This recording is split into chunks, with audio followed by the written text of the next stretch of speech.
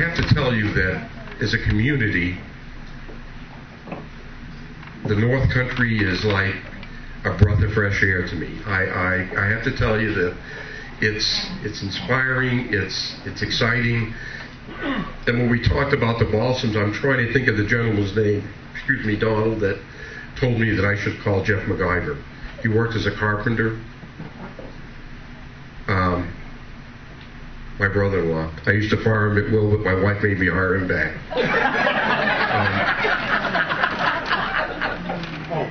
Perry Richardson? Perry Richardson, yes.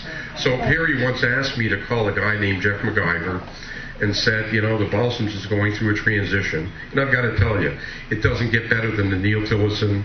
Those folks have been absolutely the best people in the world for the North Country. Not only did they give us employment with the factory, but the support of the Balsams for all those years. I've got to commend the Tillotson family. It doesn't get any better than that.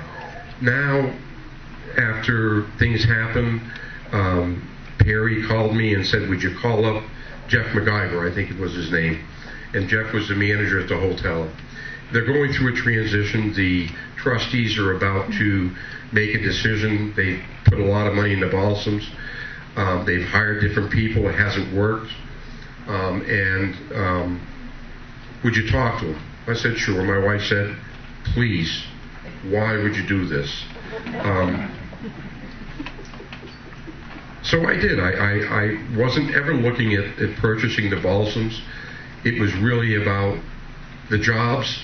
And you know, what I've seen for a transition in the North Country is somebody pointed it out earlier, we've lost all of our industrial, those type of jobs, Ethan Allen closing, the Groveton Mill, the Berlin Mills.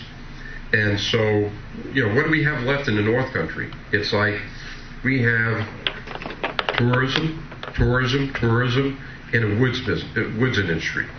And the woods industry has been somewhat hurt.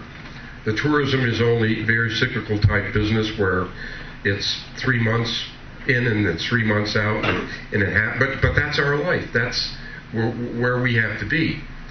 And I was very an advocate in Berlin of I remember when they talked about the prison, and I hired the what the heck do we call them today? They're the folks that go to plead our case to get to prison in Berlin, and I was paying them every week, as I said, you know, at some point, if we lose the mill, we've got to replace these 600 or 800 jobs. And so we were lobbyists, I guess is what you call them. And so I was very supportive of that and felt this, so we had to make that happen, and we did. You know, but when I look at the North Country, it's like we have to do something. I mean, tonight, the turnout with this chamber is awesome. And I have to tell you, you know, these people, the chamber, they do so much for so little. And I hope that if it takes Dan and I being here every time we have a chamber meeting to bring out these people, we're going to be here every time for them.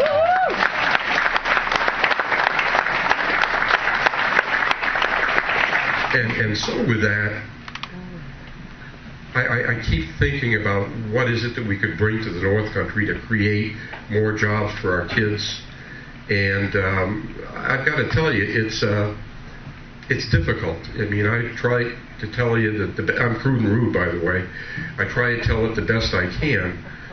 But I've got to tell you that it's very difficult when you get into whether it's Ethan Allen and the transportation and what it costs to get your goods out of here, where they've got to go.